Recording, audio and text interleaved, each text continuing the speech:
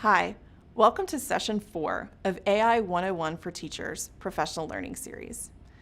So far, we have been focusing mostly on the benefits of AI, which might be leaving some of you with some important questions. Like, wait a minute, I've heard that sometimes AI can make mistakes or even provide biased responses. How do I ensure I'm using AI responsibly and thoughtfully? What can I do to ensure I'm preparing my students to think critically about these new technologies? These are all valid and important things to consider as you think about how you will approach AI in education. Let's dig into some of these topics.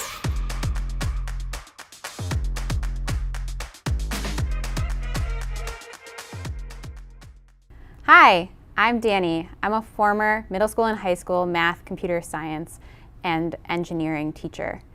I now work at Code.org on our product team, helping to develop the website that students and teachers use. Today, we're here joined by Katrina to talk about AI. We know that AI has been on many teachers' minds, and we're excited to dive into this topic today with Katrina. Could you introduce yourself? Hi, I'm Katrina. I am an elementary school special education teacher. So could you tell us a little bit about how AI relates to your work as an elementary school teacher? AI is a really exciting tool, but I am worried about how it relates to students and its use in the education setting. What are some things you're excited about? I think that AI can be really useful to help me when writing reports or when generating test questions or assignments for the students to work on. There's a lot of potential there. So you said you had some concerns. What are those concerns? Well, I am worried about student privacy and how their data could be used by different AI tools, and also about how AI could be used in the classroom and whether or not the information that it provides would be accurate for students, and also how students might use it to help them with things like essay writing or homework. Are there ways you think you can leverage AI as a special education teacher? I do think that it could be really useful when helping to do things like write IEP goals. But with that, I have concerns as well because IEPs are obviously very specific to each student, and I wouldn't want to provide any personally identifying information to the AI tools. I do think it can be really helpful with differentiation. I teach students who are at all different levels. So for instance, if I'm reviewing addition, I can ask AI to help me write questions for my students who are at a lower level, maybe adding numbers between 1 and 10, but also my students who are more advanced in adding multi-digit numbers. Danny, I was wondering if you could give me advice. So if I'm using AI to help me come up with a reading passage at differentiated levels for my students about, for instance, the Revolutionary War, how can I make sure that the information that it gives me for my students to read is actually accurate? You really are going to have to be the expert. We already think, we know that teachers are the experts, and you're going to have to rely on your knowledge to check what the AI tool is giving you to make sure that it is accurate. So you can't just take what the AI tool generates and hand it to students. You're going to have to read it yourself and make sure that you believe what it's saying, and maybe check other sources to make sure it matches what you find there as well. Danny, as somebody who works in educational technology and for a company that creates some of these AI tools, what are your thoughts about the safety of using AI in a K-12 classroom? In terms of when we develop tools, we work really hard to ensure their safety before they ever see a classroom. So we're going to do a lot of rigorous testing to make sure that they're safe and they're producing factual information and they're reliable, that they're going to give the same result repeatedly. And then we work hard to then pilot in a classroom, making sure that we do it with a small set so we can see what is happening and be really hands-on. We also always make sure that when we're developing tools that teachers have access to deciding what they want in their classroom and how it's used, and then being able to monitor what is happening. What are your thoughts on the future of AI? Where would you like to see it go? If you could talk to, creators of AI technologies, what would you want for your classroom? Well, as a special education teacher, I have a few students who are non-speaking, and they use AAC devices to help them communicate. And I'm curious about how those AAC devices could be integrated with AI to give those non-speaking students, or really any non-speaking individual, a way to communicate their thoughts.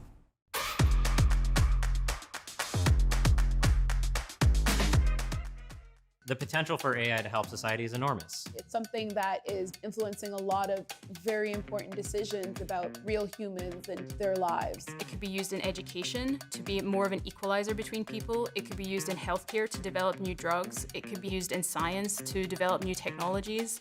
And like any technology, its application will depend on how it is utilized. And at the same time, we need to think about the risks that are associated with doing that. The consequences are huge. Hi everyone, I hope you're all as excited as we are to dive back into the fascinating world of AI. My name is Michelle, and I'm a former high school science and computer science teacher. I now work as a member of the professional learning team at code.org. Today, we're going to discuss how you can ensure a responsible approach to AI in education.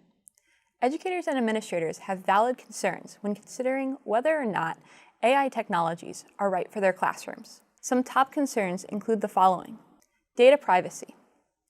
How can my students and I use AI tools in a way that protects our data? And how do I know when a tool is safe enough to use with my students? Misinformation and AI fiction. How can my students and I use AI effectively when it can be wrong? Algorithmic bias. How can my students and I recognize AI bias? And how can I teach my students to think critically about that bias? Throughout this video, we will address each of these concerns and equip you with clear, effective strategies you can use to mitigate risks for your students and for yourself.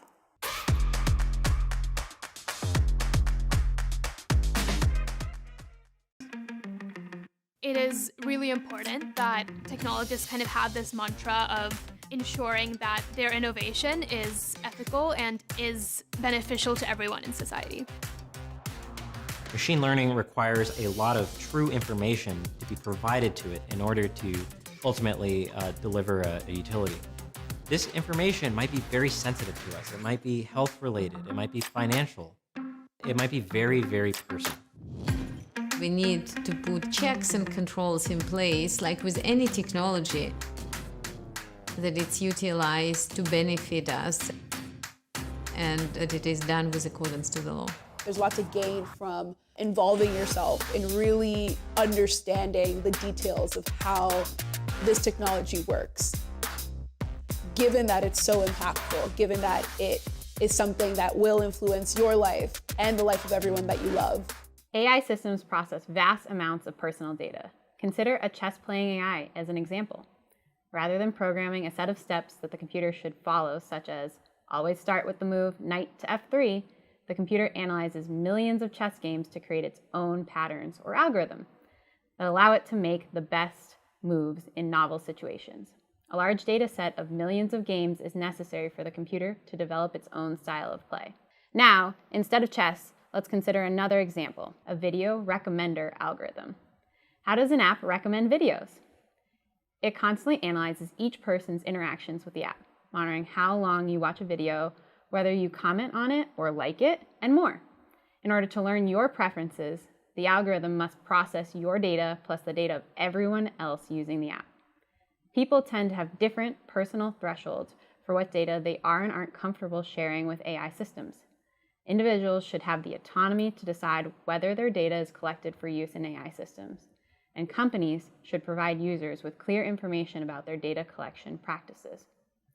Companies recognize the financial value of user data and often view it as an asset that can be monetized.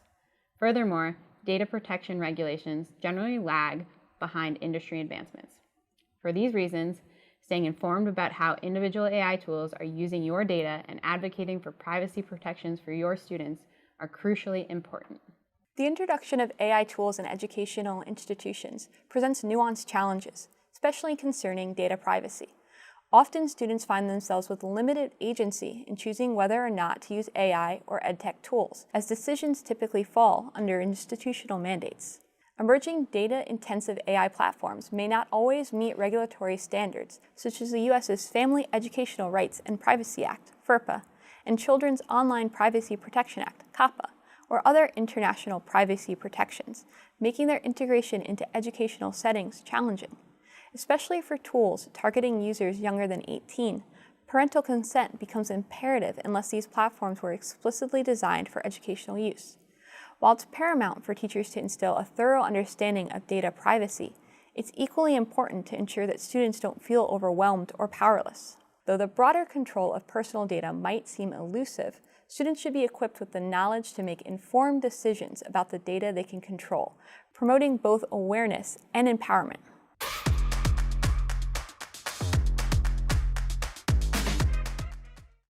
The AI learns to take a text description and generate completely new images nobody has ever seen before, or to alter existing images. The same approach can also be used for videos. Now, this raises multiple questions. Is the AI really learning creativity and imagination?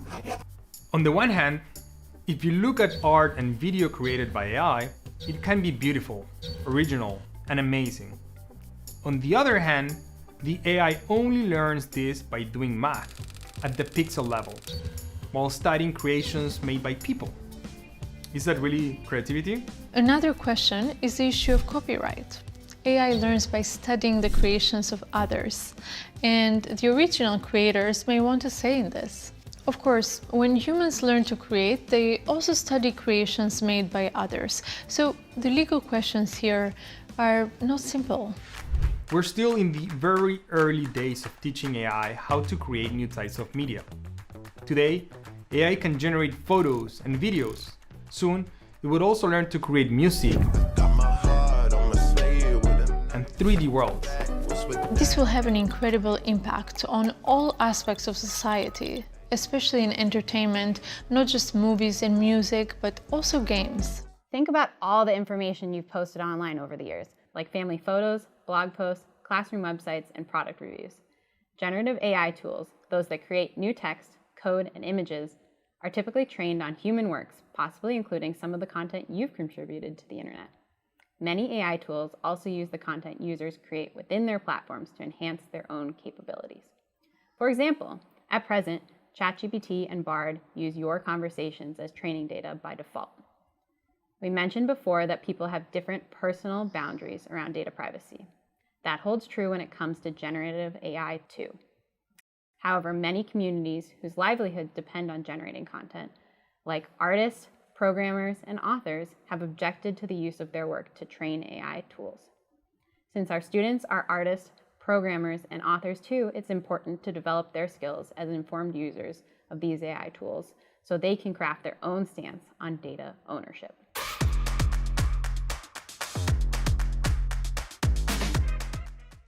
AI tools built for education often have specific guardrails in place to promote safe student interactions and responsible stewardship of student data. For example, an AI chatbot built for education might limit the number of messages per day that a student can send, make a student's chat history visible to educators or parents, or proactively monitor a student's messages for inappropriate content. An AI used in education should comply with FERPA, COPPA, and other regional regulations. When evaluating an AI tool to see if it is appropriate for use in your school environment, first check to see if it was developed for use in education, which can be a shorthand for understanding its safety standards. Look for first-party help articles or guides available about the tool that explain safety and privacy features. Scan its privacy policy for passages that mention school use, FERPA, and COPPA. You can also search Common Sense Media's privacy program for a thorough privacy review of many online tools, including ChatGPT. If you want to stress test an AI tool yourself, get in the mindset of a mischievous teenager and see if you can break it. How is this mitigated? We can't ensure that all technologies that your students use have been optimized to protect their privacy. Here are some concrete strategies for keeping data private. Seek local guidance. Regulations around AI tools are constantly changing. Ask administrators or district leaders for guidance on AI tools, such as guidelines or a whitelist. Search for any state and local laws that may affect the use of AI tools in education. Scan the privacy policy. Don't be intimidated by all the legal language. Take a glance through. With some help from Control F, search for school use, FERPA, COPPA, and look for the age restrictions or required parental permissions. Check to see what types of data are collected and whether the data is sold to third parties. If the policy doesn't address school use, FERPA or COPPA, or if student data is sold, you may want to consult your school's IT department for more help. Adjust privacy settings. Most tools will offer some privacy settings, such as disabling tracking or data storage. Before using a tool, explore these options and use them to enhance privacy. Share these options with your students. Empower your students. It's crucial that students have a genuine choice when using AI tools. Inform them about what the tools do and the privacy implications. Show them a summary of the privacy policy and let them decide how they want to use the tool. Don't share personally identifying information. A simple rule of thumb for sharing information is the anonymous forum test. If students wouldn't feel comfortable sharing something on an anonymous online platform such as Reddit or Quora, they shouldn't share it with AI chatbots like ChatGPT. Don't forget that files may also contain personally identifying information and should be reviewed before uploading. By keeping these points in mind, we can help students navigate the world of AI while ensuring their privacy is respected. Let's take a quick look at how you might evaluate a tool like Khanmigo. First, let's check the Khan Academy privacy policy. Right off the bat, there's a section about school use that mentions FERPA and COPPA compliance, which helps us understand that the tool is intended for use in an educational environment. It has sections that explicitly mention the use of the service for those under 18 and under 13. Second, we'll look for first-party help articles that explain the tool in a bit more detail. We can see in this article that students are informed about the moderation of the tool, that interaction is limited, and that there are other safeguards in place. It's also clear from a glance at the help articles that parents can turn off access to Khanmigo, and that some of the articles are directed at learners. Let's conduct the same research for ChatGPT. First, we'll scan the privacy policy for OpenAI. You can see that the policy doesn't mention FERPA, COPPA, or school use, so we can tell that the tool wasn't intended for use in an educational environment. If we search for age restrictions, the policy tells us that ChatGPT isn't designed for users under 13, and that users under 18 must have parental consent. Scanning the help articles for ChatGPT, there are clearly data control settings that we can turn on or off, and ways to report harmful content. However, there aren't any articles directed at learners or that mention parental or teacher controls. Now it's time for you to practice. Pause the video and examine the privacy policy of a site you use regularly with your students.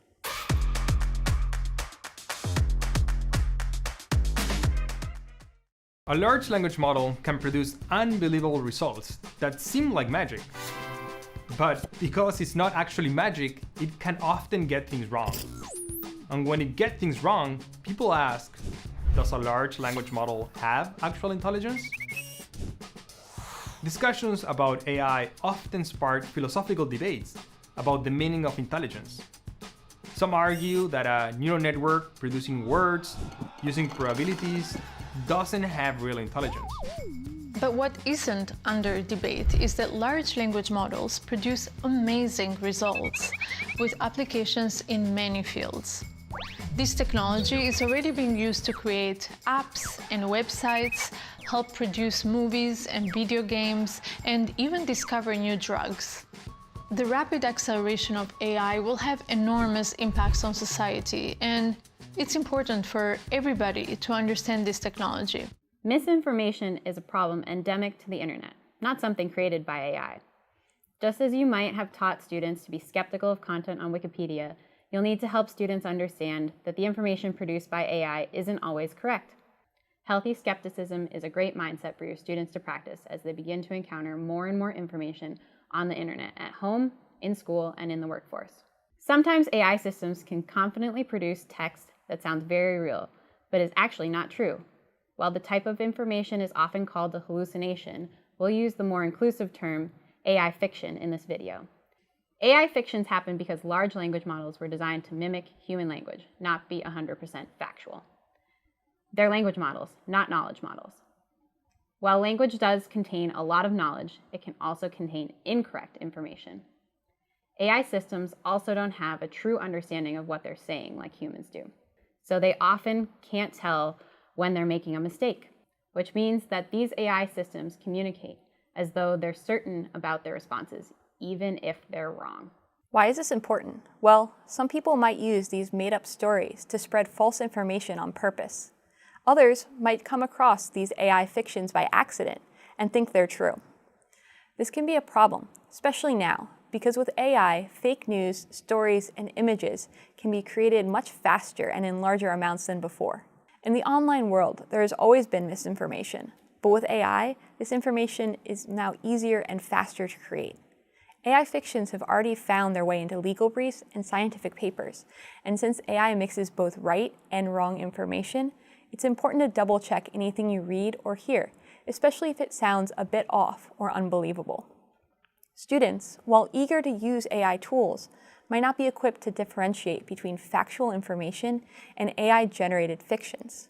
The introduction of AI in schools necessitates a recommitment to bolstering digital literacy skills, ensuring students critically evaluate the authenticity and relevance of the information they consume. Here are some concrete strategies for combating misinformation. Exercise healthy skepticism. Be cautious when asking large language models for factual information, especially if that information is obscure. Reprompt as necessary.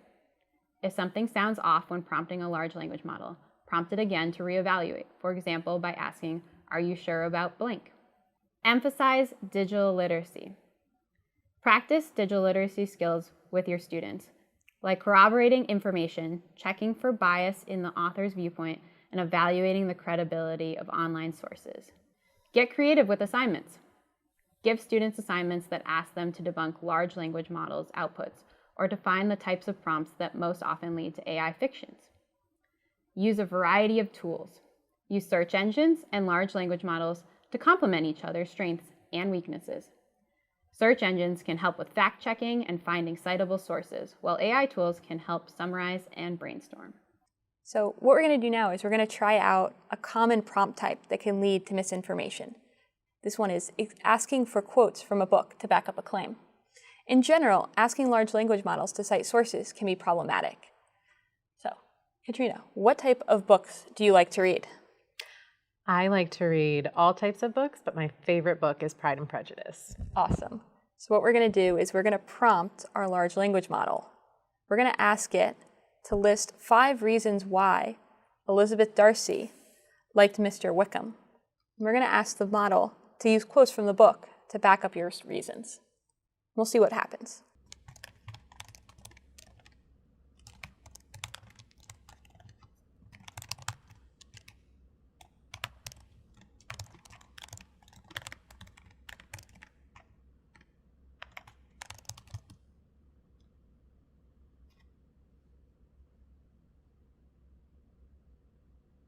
So what it's telling us is, seems like you're referring to Pride and Prejudice by Jane Austen. That's correct, right? That is correct. And then it says, however, there isn't any clear evidence in the book that Elizabeth Darcy, formerly Elizabeth Bennet, liked Mr. Wickham. Is that true? Well, in the end of the book, she does not like Mr. Wickham, but there is a substantial portion of the book where she is quite interested in him. Oh, so it's not accurate here. So let's try reprompting and see if we can get ChatGPT to correct itself. Okay. So let's ask it, but doesn't she initially grow to like Mr. Wickham before she is aware about how he treated Mr. Darcy? She believes at first that Darcy treated him poorly.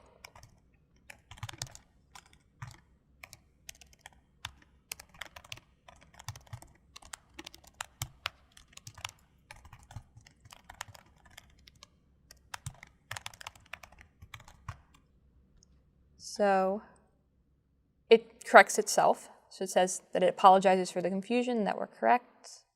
Elizabeth Bennet initially had a favorable impression of Mr. Wickham before learning the truth of his character and his actions.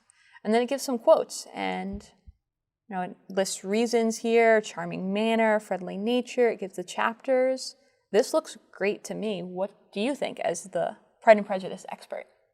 Well, here, for quote number 1, that is a quote from the book about Mr. Wickham and Elizabeth, but it says it's from chapter 3, and actually it's from chapter 18. Oh, so it just has the chapter number wrong. Yeah, but it is a correct quote. And then quote number 2 is actually a quote that Mr. Darcy says about Mr. Wickham when he explains to Elizabeth Mr. Wickham's faults. No. So that doesn't really support our point at all here, does it? No, that would not support Elizabeth's interest in Mr. Wickham. And then if we look at number 4, we see this is actually a quote from after Elizabeth learns of Mr. Wickham's deceit and the shame she feels for herself. So this is not a quote that supports Elizabeth's liking of Mr. Wickham. That's some great examples of how ChatGPT was able to produce an output that looked legitimate, but actually had a lot of fictions. Now it's your turn to try. Pause the video, open ChatGPT or another large language model of your choice. Prompt the large language model on a subject you know well. Fact-check the output and see if you can find your own examples of AI fiction.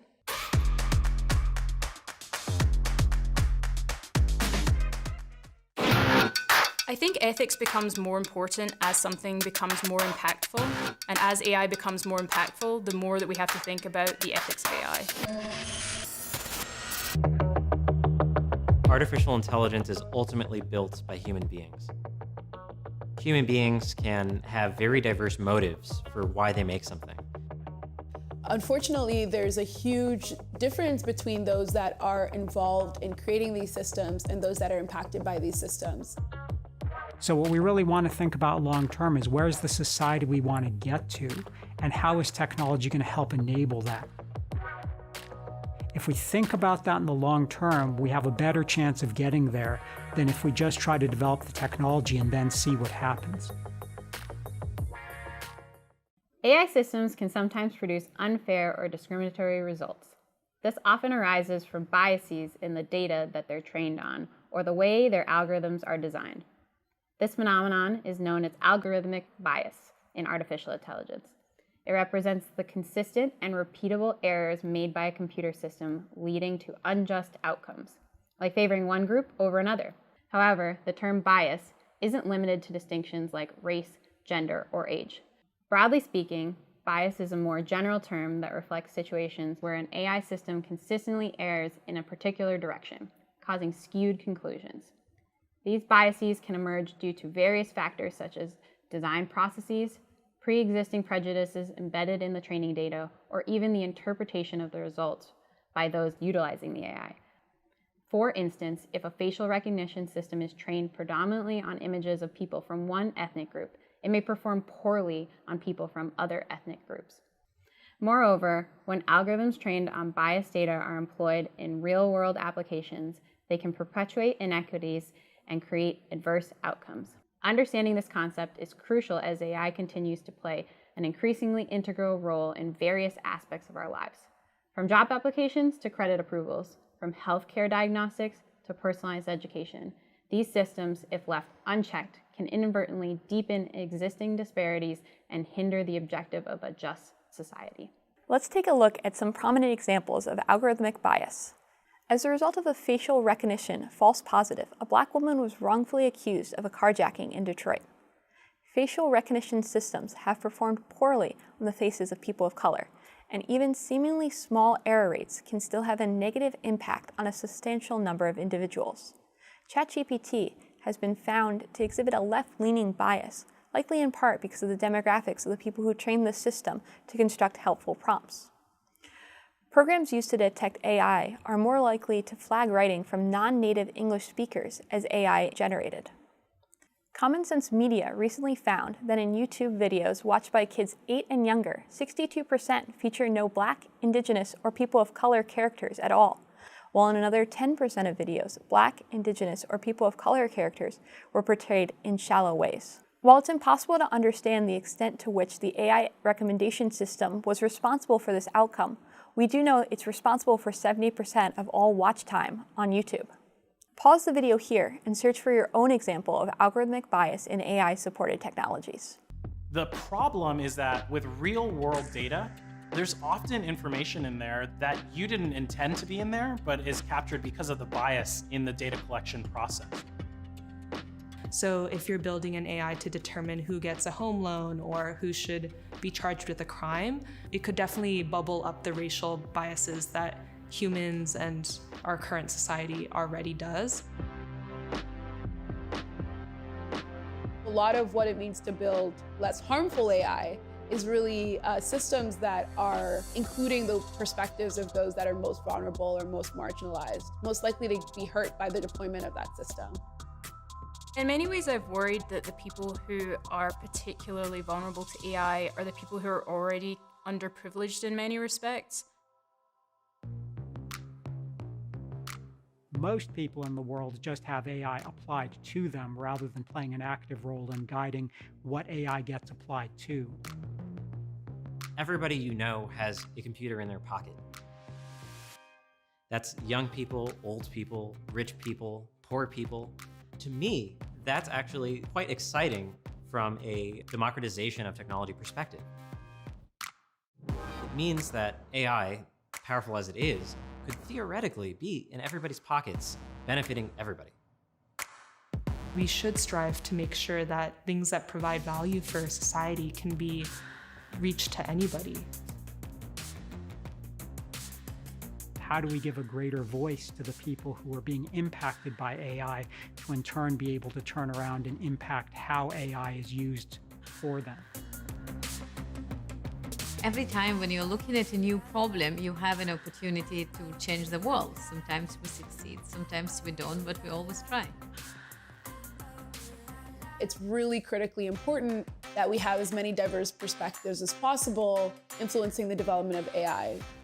We need the participation of more women, more people of color, to provide a different perspective and a different lens on which problems matter and how we should approach these problems.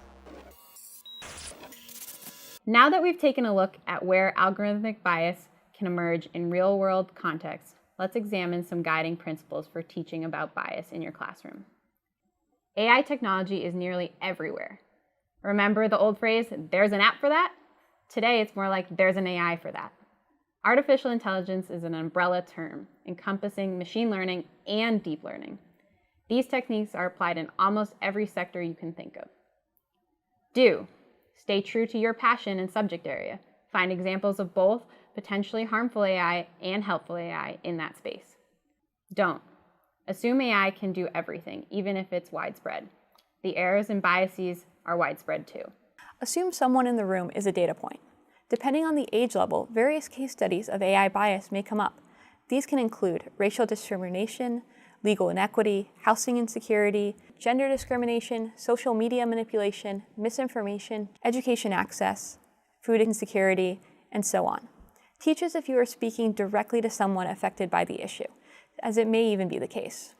Do. Speak with compassion and a solutions-oriented approach. Don't make jokes to lighten the mood. Don't treat the data like it's objective or detached. Don't treat outliers as useless data points. Don't use shock value. Data sources can be biased.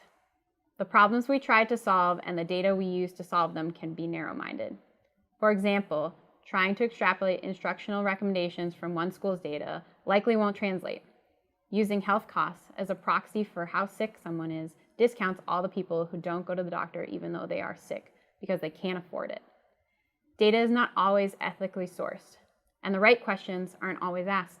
Sometimes the problem itself is one that we shouldn't be trying to solve, like how to predict someone's gender, race, criminal potential, or sexuality from a photo. Do.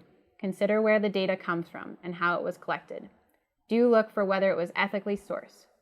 Do look for the year it was collected and the context of the time. Don't. Assume you always need more data. You might need different data. Don't assume all problems are worth solving in the first place. Show solutions. No one wants to feel like their future is doomed. You don't, I don't, your students don't. We thrive off hope. For each case of algorithmic bias, there are some solutions that have already worked and an opportunity to brainstorm possible solutions for the future.